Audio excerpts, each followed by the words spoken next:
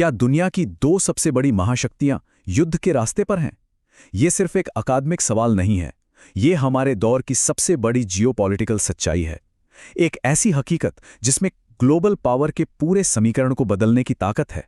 Harvard के Graham Allison का ये बयान सिर्फ एक चेतावनी नहीं है, ये इतिहास के एक बहुत ही खतरनाक पैटर्न पर आधारित एक गंभीर भविष्यवाणी है। तो चलिए इस चेतावनी के पीछे की सच्चाई और इसके ऐतिहासिक आधार को समझते हैं। देखिए, हम यहाँ किसी कोरी कल्पना की बात नहीं कर रहे हैं। हम एक ऐसी जियोस्ट्रेटेजिक चुनौती की पड़ताल कर रहे हैं जो पहले से ही चल रही है। एक ऐसा टकराव जो हमारी आंखों के सामने शक्ल ले रहा है।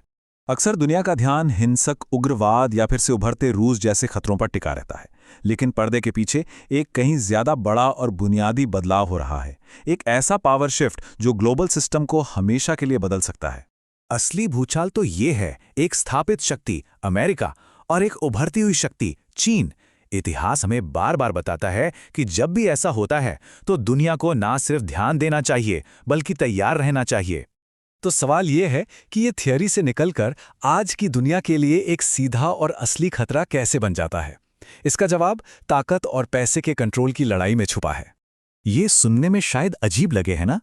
दशकों से हम यही मानते आए हैं कि दुनिया की स्थिरता के लिए सबसे बड़ा खतरा मिलिट्री टकराव है, लेकिन अब जंग का मैदान बदल गया है। अब ये टैंकों और लड़ाकू विमानों से ज्यादा ट्रेड और टेक्नोलॉजी की लड़ाई है।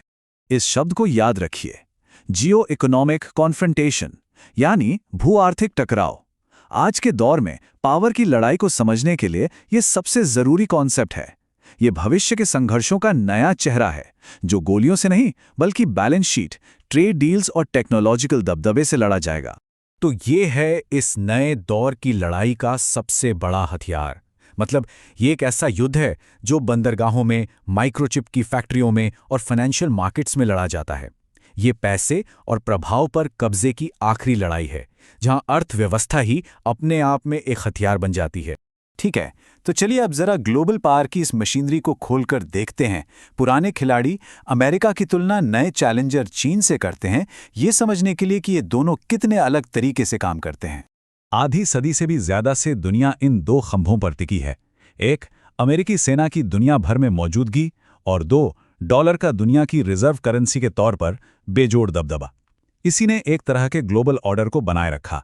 लेकिन सवाल अब यह है, क्या ये खंभे दरक रहे हैं? ये सिर्फ दो देशों की तुलना नहीं है, ये दुनिया को चलाने के दो अलग अलग ऑपरेटिंग सिस्टम्स की टक्कर है। एक तरफ अमेरिका का मॉडल है जो खुले बाजारों, व्यक्तिगत आज़ादी और निजी संपत्ति पर आधारित है, और दूसरी तरफ चीन का स्टेट कंट्रोल्ड ग्रोथ और आर्थिक घेराबंदी का मॉडल है। ये सिर्फ आर्थिक मतभेद नहीं है, ये दुनिया के भविष्य के लिए दो बिल्कुल अलग अलग विजन है। जरा इन आंकड़ों पर नजर डालिए। ये सिर्फ ग्रोथ नहीं है, ये एक जबरदस्त बदलाव है। मैन्युफैक्चरिंग, ट्रेड, ग्लोबल ग्रोथ का इंजन। चीन पहले ही कई बड़े आर्थिक पैमानों पर अमेरिका को पीछे छोड़ चुका है। ये सिर्फ नंबर नहीं है, ये इकोनॉमिक पावर का एक सीधा सीधा ट्रांसफर है, और ये इतिहास में किसी भी देश का सबसे तेज और सबसे बड़ा उदय है। और ये कोई नई बात नहीं है। इतिहास हमें बार बार एक बहुत ही खतरनाक पैटर्न दिखाता है कि जब भी एक उभरती हुई ताकत किसी स्थापित ताकत को चुनौती देती है तो आगे क्या होता है। ये है हमारे विश्लेषण का कोर मॉडल, थ्यूसिडिडाइड्स ट्रैप। इसका नाम प्राचीन यूनानी इतिहासकार थ्यूसिडिडाइड्स के नाम पर है, जिन्होंने देखा था कि कैसे स्पार्टा का डर और एथेंस का उदय पेलोपोनेशियन युद्ध की वजह बना।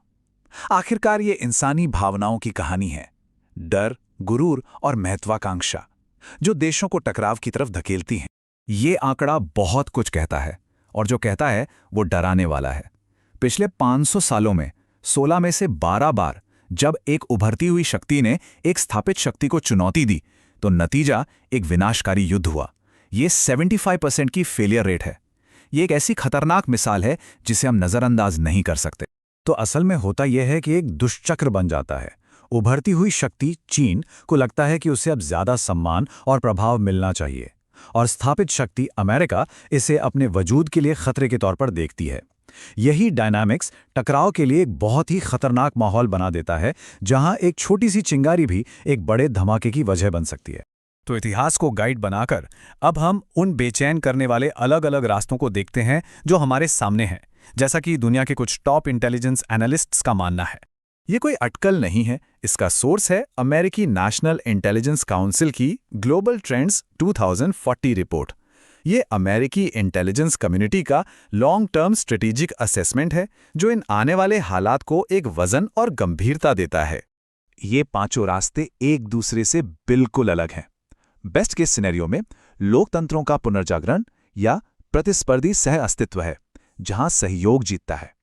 वर्स्ट केस सिनेरियो में एक दिशाहीन दुनिया या अलग अलग दुनिया है, जहां इंटरनेशनल सिस्टम पूरी तरह बिखर जाता है। और फिर एक वाइल्ड कार्ड है, एक ग्लोबल तबाही जो पूरे खेल को ही बदल दे। ये भविष्यवाणियां नहीं हैं, ये वो विकल्प और नतीजे हैं जो आज हमारे फैसलों से तय होंगे। और यही सवाल सबसे ज्यादा मायने रखता है। भू-आर्थिक टकराव, बढ़ता हुआ राष्ट्रवाद और इतिहास का वो जाल जो युद्ध की तरफ इशारा करता है, ये सारी ताकतें आज की दुनिया को गढ़ रही हैं। हम जिस रास्ते पर हैं वो पहले से तय नहीं है, लेकिन इतिहास की चेतावनी साफ और डरावनी है। फैसले आज लिए जा रहे हैं और उनके नतीजे आने वाली पीढ़ियों तक गूंजेंगे। तो सवाल ये है कि हम कौन सा भविष्य बना रहे हैं।